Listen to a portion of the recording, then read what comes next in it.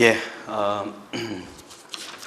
오늘 우리 같이 오후 예배 말씀을 좀 살펴보겠습니다. 오늘 설교의 제목은 같이 한번 읽어볼까요? 같이요. 시작. 복과 저주. 예, 복과 저주입니다. 여러분 이제 이 제목을 딱 보실 때 어떤 생각이 좀 드실지 모르겠어요. 한번 마음으로 오늘 목사님이 어떤 말씀을 하시려나 한번 생각을 좀 떠올려 보시고, 지난주에 우리가 들었던 말씀, 이게 우리 이 이제 시리즈의 주제 선구 같은 겁니다. 자, 같이 한번 읽습니다. 같이요. 시작.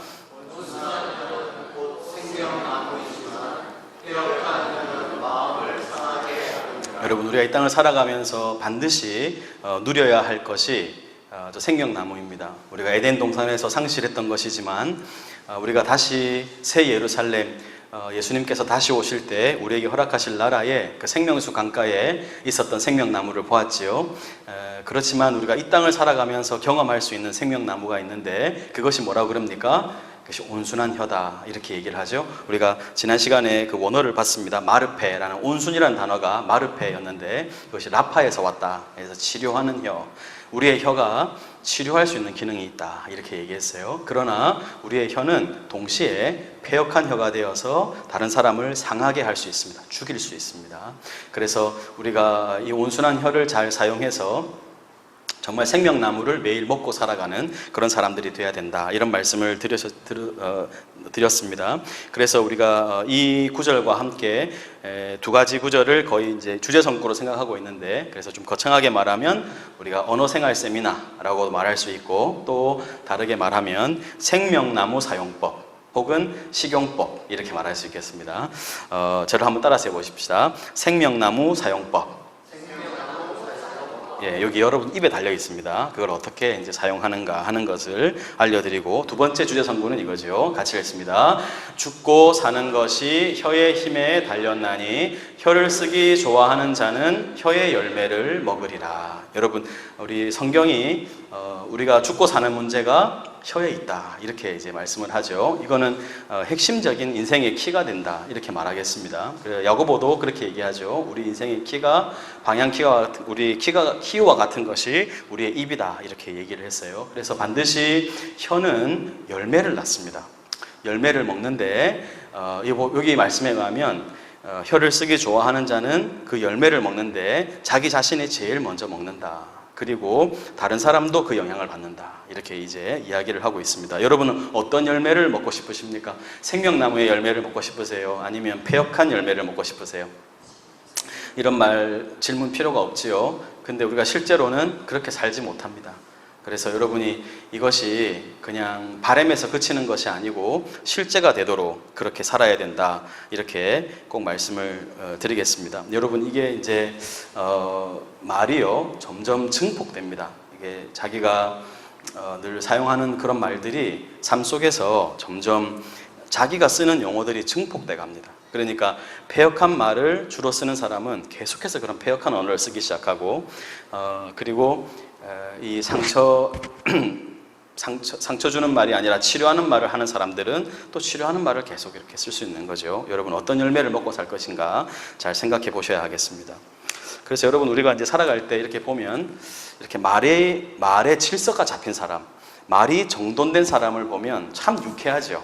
그런 사람을 보면 그러니까 어떤 경우에도 이렇게 분노하거나 막 이렇게 감정을 막 상실한 채로 말하지 않고 차분하게, 진짜 흥분할 수 있는 상황인데도 차분하게 자신의 이야기를 할 수 있는 그런 사람, 말이 정돈된 사람, 질서가 있는 사람, 이런 사람들이 그리스도인이다, 이렇게 말할 수 있겠어요. 그래서 여러분과 제가 이 말에 딱 질서가 잡힌 사람이 되어서 정말 좀 아름다운 언어를 쓰는 그런 사람들 되면 좋겠고, 우리 참 그 사회에서 이런 분들 참 보기가 어려운데, 요즘 정치권에서 이렇게 참 말이 정돈된 질서가 잡힌 분을 제가 한 분 봤습니다. 그분 이제 개인적으로 누구라고 말하면 또 약간 호불호가 있을 수 있으니까, 저 개인적으로는 그분을 보면서 저런 분이 참 국가의 위정자가 되면 좋겠다, 이렇게 생각이 들 정도, 그냥 그분이 어떤 삶을 살았고 어떤 분인지 잘 모르지만 그냥 이렇게 상대방과 대화를 하거나 그 다음에 뭐 질의를 받고 응답할 때 그분이 말씀하는 걸 보면 저분은 언제나 저렇게 차분하게 뭔가 질서 있게 일을 풀어가시겠다, 이런 생각이 좀 드는 거예요. 저는 사실 그런 분을 보면서 참 저런 분이 그리스도인이면 좋겠다, 우리 목사님들만 저렇게 살아도 정말 좀 교회가 달라질 수 있지 않을까. 우리 목회자들이나 장로님들이나 우리 교회 중직들이 그렇게만 살 수 있어도 세상은 얼마나 달라질까, 이런 생각을 좀 해봤습니다. 그래서 여러분들 그런 분들을 좀 잘 보고 배울 필요가 있어요. 어떻게 말하고 어떻게 이렇게 반응하고 하는지를. 그러면 좋겠다 싶습니다. 그래서 꼭 기억하십시오. 온순한 혀가 생명나무다. 그래서 여러분이 지난 한 주간에도 좀 생명나무를 많이 드시고 오셨는지 모르겠습니다. 네, 저희 표정들을 볼 때 잘 모르겠어요. 아직은 많이 드신 건지 안 드신 건지 잘 모르겠습니다. 자, 오늘 제가 복과 저주에 대한 이야기를 좀 말씀드린다고 했는데 성경 공부 시간이니까 좀 창세기 이야기를 잠깐 좀 해보겠습니다. 여러분, 창세기를 우리가 딱 펴면, 성경 제일 첫 책이죠. 거기를 펴면은 창세기 이제 1장과 2장 창조 이야기가 나옵니다. 그죠? 근데 그 창조 이야기가 나오자마자 3장에 바로 나오는 이야기가 뭔가 하면 인간이 하나님을 떠나는 이야기가 나와요. 하나님을 떠나는 이야기가 나오고, 그 하나님을 떠난 인간들이 결국은 어떤 문제들을 양산해내는가를 우리가 보게 됩니다. 여러분, 그래서 4장에 딱 가면 그 첫 인간의 자식인 가인과 아벨이라는 두 아들이 있었는데 그 형이 아우를 죽여버리는 사건이 일어나요. 여러분 보세요. 하나님이 사람을 창조하고 그 다음 바로 일어난 일이 뭔가, 하나님을 딱 떠나니까 바로 일어나는 일이 뭐예요? 사람이 사람을 죽이는 사건이 일어납니다. 그러니까 이게 여러분 사람이 지금 더 악하다 이런 거 없습니다. 처음부터 하나님을 떠난 인간은 그런 모습으로 살았어요. 형제를 죽여버리니까요. 그러니까 하나님을 떠난 인간은 자기가 마음에 들지 않거나 자기를 괴롭히거나 아니면 자기보다 더 높다고 생각되는 사람들을 죽여 없애버려야 속이 풀리는 인간들, 그게 여러분 인간의 모습이다 하는 것을 여실히 보여주는 겁니다. 그게 그때부터 지금까지 이어지는 거예요. 인간이라는 존재가 그렇습니다. 그래서 성경을 읽는 사람들은 인간에 대한 이해를 잘해야 됩니다. 그래야 실망도 덜하고, 그리고 괜히 기대했다가 다치기도 덜합니다. 인간을 잘 알아야 됩니다. 자, 그런 인간들이 이제 모여서 있다 보니까 이제 막 섞이기 시작하죠. 하나님의 사람들, 또 하나님을 모르는 사람들이 정체성이 사라져갑니다. 그러니까 하나님이 세상에 죄악이 관영에 딱 꽉 찼다. 여러분, 그런 걸 보면 하나님의 시간표가 있습니다. 하나님이 그냥 막 심판하고 그러지 않으세요. 하나님 시간표가 있어요. 죄악이 꽉 찼을 때 하나님이 그 노아의 가족들을 두고 세상을 홍수로 멸합니다. 그건 정말 슬픈 이야기인데 그게 원역사 태초에 있었던 이야기죠. 자, 그렇게 하고 나서 하나님이 새로 시작하려고 했어요. 새로 시작해 보려고 아담과 하와에게 했던 이야기 그대로를 거의 노아의 가족들에게 합니다. 하나님이 새로운 언약을 맺어서. 그러는데 또 얼마 시간이 지나지 않아서 인간들이 하나님께 닿아보겠다고 탑을 높이 쌓아요. 이제 홍수를 피하자는 의미도 있을 거고, 또 하나님 당신이 높이면 얼마나 높습니까 하고 더 막 탑을 쌓는 거예요. 그게 바벨탑 사건이죠. 그게 여러분 11장까지 나오는 이야기입니다. 하나님이 바벨탑을 무너뜨리고 사람을 흩어버리고 언어를 흩어버리죠. 이제 저 사람들이 계속 서로 말이 통하면 어떤 일이 있을지 모른다. 인간들이란 존재가 이렇게 주고받는 언어가 얼마나 문제가 많은가, 이제 이런 생각들도 거기에 포함되어 있겠다 할 수 있겠습니다. 자, 그러면서 보세요. 하나님이 세상을 쓰려버려도 안 되고, 그리고 뭐 다시 좀 해보려고 해도 안 돼요. 그러니까 하나님이 1차, 2차 실패하시죠. 그리고 다음 시작하는 게 이제 하나님이 이제 그럼 어떻게 해야 될까 하면서 12장에 가서 시작하시는 것이 한 사람을 택하는 겁니다. 한 사람을 택해서 새롭게 이제 역사를 시작하시는 거죠. 여러분, 그때 택함 받은 사람이 누굽니까? 예, 아브라함이죠. 그러니까 여러분, 하나님이 아브라함 부를 때 아브라함을 남 얘기처럼 생각하면 안 됩니다. 하나님이 이 땅에 대해서 어떤 소망을 가지고 계신가, 어떤 계획을 가지고 계신가, 이런 것들을 그 아브라함의 삶을 보면서 살필 수 있는 거예요. 그러니까 아브라함에게 하나님이 하신 말씀이 하나님이 이 땅에 대해서 가지신 계획이라고 보면 됩니다. 그래서 하나님이 아브라함 부르면서 처음에 이제 어떤 말씀을 하시는지, 이 말씀은 우리가 좀 잘 아는 말씀이에요. 자, 보십시오. 여호와께서 아브라함에게 말씀합니다. 너는 너의 고향, 친척, 아버지의 집을 떠나라. 여러분, 이제 그 당시에는 이런 것들을 떠난다는 건 거의 죽음과 흡사합니다. 사실 이렇게 하기가 힘든 거니까요. 그러면서 내가 너에게, 여러분, 어떤 땅으로 가랍니까? 보여줄 땅이랍니다. 여러분, 만약에 하나님 가라 그럴 때 땅을 딱 보여주고 여기다 보여준 땅으로 간다면 좀 덜 할 거예요. 근데 지금 하나님 뭐라 그러세요? 보여줄 땅입니다. 여러분, 이게 하나님이 일하시는 방식이기도 해요. 하나님이요, 다 보여주고 일 안 합니다. 가보게 하는 거예요. 믿음으로 걷게 하는 겁니다. 우리가 보기에는 안 보이고 과연 답이 있을까 싶고 하는 그런 길을 가게 하셔서 하나님이 목표한 지점으로 우리를 이끌어 가시는 거죠. 그러니까 하나님의 일을 할 때 다 보고 하겠다, 그런 건 불가능합니다. 그냥 보여주시는 땅으로 가는 거예요. 자, 그래서 내가 너로 큰 민족을 이루고 너에게 뭐를 줍니까? 복을 주는 거예요. 복을 주어서 너의 이름을 창대하게 할 건데, 그래서 너는 복이 될 거다. 여보세요? 하나님이 아브라함한테 복을 줍니다. 복을 주면 아브라함이 창대하게 되죠. 그럼 이 사람이 존재 자체가 복이 되는 거예요. 여러분, 자 보세요. 하나님이 이 땅에 사람을 불러서 하고 싶었던 게 뭐냐면 이 땅에 뭘 주는 겁니까? 복을 주는 거예요. 하나님이 그 태초에 아담과 하와를 만들어서도 그 복 주시며 이르시되, 하나님이 복을 주시고 싶어 했지만 다시 사람을 불러서 하나님이 하시고자 했던 것도 그 사람을 통해서 이 땅에 복을 주시는 거예요. 여러분, 그러니까 다른 말로 하면 하나님이 택함 받은 사람들은 이 땅에서 어떤 존재가 되는가 하면 복이 되는 존재가 되는 겁니다. 복을 뿌리는 사람들이 되는 거예요. 여러분과 제가 그런 정체성을 갖습니다. 이 땅에 우리는 존재하는 것으로 복이 되는 사람들이에요. 왜냐하면 하나님의 통치를 받고 하나님께서 원하시는 삶을 살면 그것 자체가 이 땅에 복이 되기 때문이에요. 너는 복이 될 거다. 자, 그래서 하나님이 이런 약속을 합니다. 이게 참 중요하고 재밌는 건데 보세요. 너를 축복하는 자에게는 내가 뭘 내립니까? 자, 이제 이 사람이 복인데 가는 데마다 여러 다양한 사람들을 만날 거예요. 제일 두려운 게 사람이잖아요. 여러 사람을 만날 건데 너는 이제 너에게 대해서 축복해주는 사람이 있으면 내가 그 사람한테 뭐 한다는 거예요? 복을 주겠다. 너를 축복하기만 해도, 그냥 너를 선대하고 잘해주기만 해도 내가 복을 줄 거고, 근데 너를 뭐 하는 사람요? 너를 저주하는 사람이 있으면 내가 그 저주가 너한테 오는 게 아니고 어떻게 하겠다는 거예요? 그 저주가 그 사람한테 임하게 하겠다. 여러분, 이거 좀 약간 무시무시하죠? 하나님이 우리를 그런 존재로 살게 합니다. 이제 여러분, 그러니까 다른 사람이 우리를 저주해서 우리를 어떻게 만들 수 있는 길이 없습니다. 그러니까 여러분, 우리가 그랬잖아요. 이게 혀가 너무 중요해서 우리가 하는 말로 다른 상대방에 영향을 끼치기도 하지만 원론적으로는 우리는 다른 사람의 저주나 어떤 비난이나 이런 것들로 망하는 사람들이 아니라는 거예요. 거기에 영향을 전혀 받지 않는다는 거예요. 우리를 축복하는 사람한테는 하나님 복을 줄 거고, 우리를 저주하는 사람한테는 하나님이 그 사람한테 저주를 내릴 거다. 이렇게 얘기를 하는 거예요. 그러니까 여러분, 그러면 우리가 진짜 무서운 존재가 되는 거죠. 하나님이 우리 뒤에 계시고 사람이 우리를 상대하는데 마치 우리를 상대하는 것이 누구를 상대하는 것 같아요? 하나님을 상대하는 것 같은 거예요. 그래서 우리한테 복을 비는 사람은 하나님이 그 사람한테 복을 줄 거고, 그 복이 나한테도 올 수 있겠죠. 나한테 만약에 저주를 하는 사람이 있다. 그러면 하나님이 그 저주가 나한테 오는 게 아니고 그 말한 사람한테 간다는 거예요. 여러분, 이게 기본적인 그리스도인들의 이해가 돼야 됩니다. 이렇게 무시무시한 거예요. 저라는 존재, 여러분에 대한 존재가 이렇게 무시무시한 겁니다. 그럼 여러분, 성도들끼리 만약에 성도가 성도에게 복을 비면 어떻게 될까요? 그 복이 어떻게 될까요? 어떻게 되겠습니까?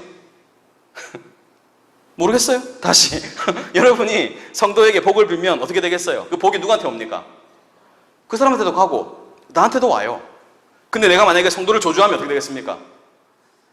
저주가 그 사람한테 가는 게 아니고 누구한테 와요? 저한테 오는 거예요.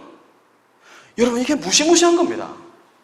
하나님이 우리한테 저주할 권리를 주지 않았어요. 그리고 저주할 필요를 없게 만들었어요, 우리를. 왜냐하면 하나님 우리 뒤에 딱 버티고 계시니까 다른 사람이 우리를 저주해도 아무 문제가 안 되고 오히려 하나님이 그 사람을 다룰 거기 때문에 여러분, 거기에 대해서 두려워할 필요가 없는 거예요. 그냥 이런 거 있잖아요.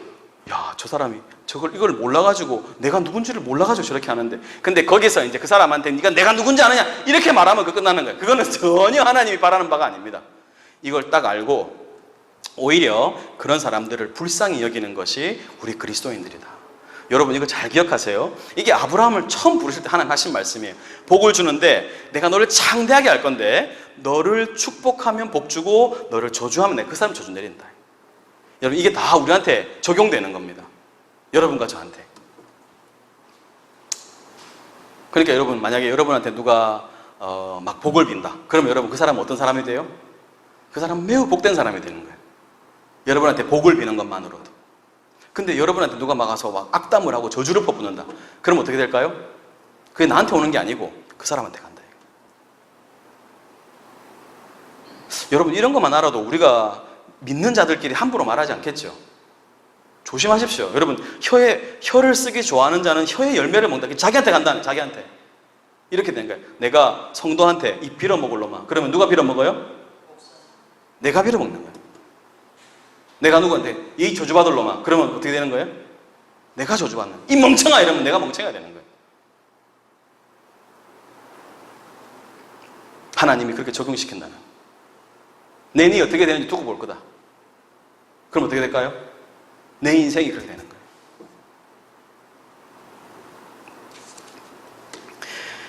거예요. 이 구약에 뭐 이런 예들이 많지만 가장 대표적인 사람이 있습니다. 이스라엘 백성들, 여러분 보세요. 하나님이 한 가정을 택했지요. 아브라함이라는 사람을 택했지요.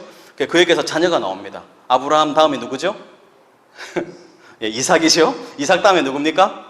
야곱이죠. 야곱. 여러분, 야곱에게서 12아들이 나옵니다. 야곱의 다른 이름이 이스라엘이죠. 그래서 하나님이 아브라함, 이삭, 야곱, 거기서부터 이스라엘 나라를 시작하시는 거예요. 그 이스라엘 나라가 됩니다. 그게 유대인들이고 이스라엘이라는 나라가 돼요. 자, 여러분, 그 이스라엘이 하나님이 애굽에서 노예살이 하던 그 백성을 끌어냈죠. 우리가 지금 계속 듣고 있는 이야기, 신명기 이야기가 그 얘기죠. 그죠?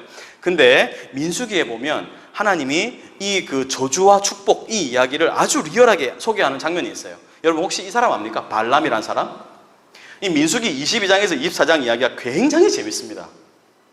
여러분, 발람이라는 사람이, 이 사람이 약간 그 영매 같은 거예요. 무당 같은 겁니다. 무당. 근데 이 사람은요, 신기가 얼마나 탁월한지 하나님하고도 소통을 해요. 근데 하나님이 어떤 분이신지를 잘 모르고, 그리고 하나님에 대한 경외감, 두려움이 없습니다. 그러니까 하나님이 하지 마라 그러는데도 가고, 가지 마라 그러는데도 가고, 가서 하지 마라 그래서 저주 안 하고 축복하는데 결국은 불의의 싹쓸, 사랑하다가 그 하나님의 백성들, 자기가 저주하려고 갔는데 저주가 안 되던 사람들을 그럼 깨달아야 되잖아요. 근데 눈앞에 보이는 싹쓸 사랑하다가 결국은 이 이스라엘 백성들을 음행에 빠뜨려서 이스라엘을 망하게 만드는 그런 사람이에요. 아주 무서운 사람입니다. 거짓 선지자의 표본이고 아주 악한 사람이에요. 재밌는 거예요. 이 발람이, 발락이라는 모압 왕이 이 사람을 시켜, 이 모압이라는 땅을 이스라엘이 지나가니까 모압 사람들이 벌벌 떠는 거예요. 그래가지고 이걸 어떻게 해야 되노? 이러다가 우리가 선지자를 하나 쓰자. 그러니까 이 그 무당을 하나 구하자. 그래서 여러분, 옛날에 보면 왜 이런 거 저주 이런 거 있잖아요. 그러니까 이 그 무당을 불러가지고 인형 같은 걸 만들어가지고 막 그 주문을 걸어가지고 그 인형을 상대방이라고 주문을 걸어가지고 그 인형을 막 찌르면 상대방이 어떻게 돼요? 막 아프고, 영화에서 그런 거 봤죠? 이분들이 영화도 안 보셨나? 자, 여러분, 그런 거 보면 막 찌르면 막 상대방이 아프고 막 그런 거 있잖아요. 그죠? 예? 잘 모르겠어요. 무슨 말인지. 막 이렇게 막 그런 거 있잖아요. 그죠? 그게 저주하는 거잖아요. 저주.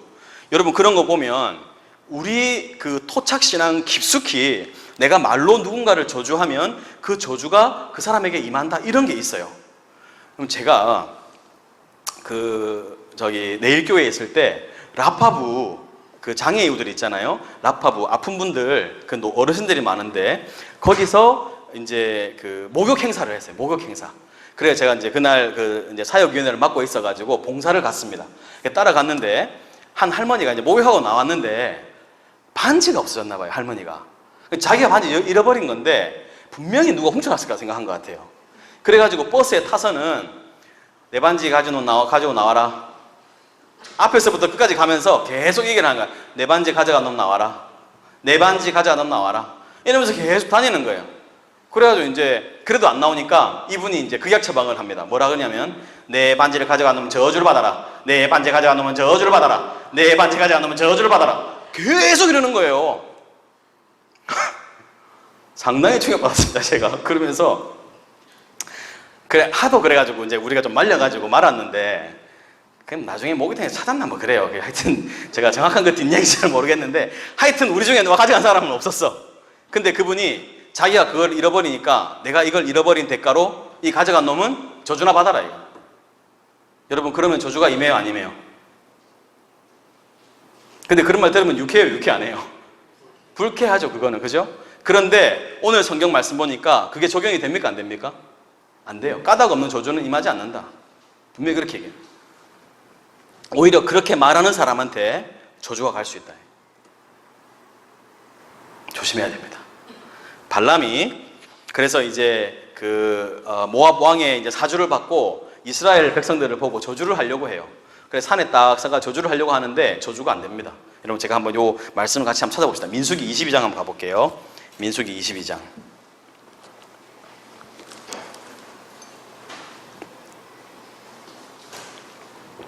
우리 보는 신명기 앞에 민수기 22장.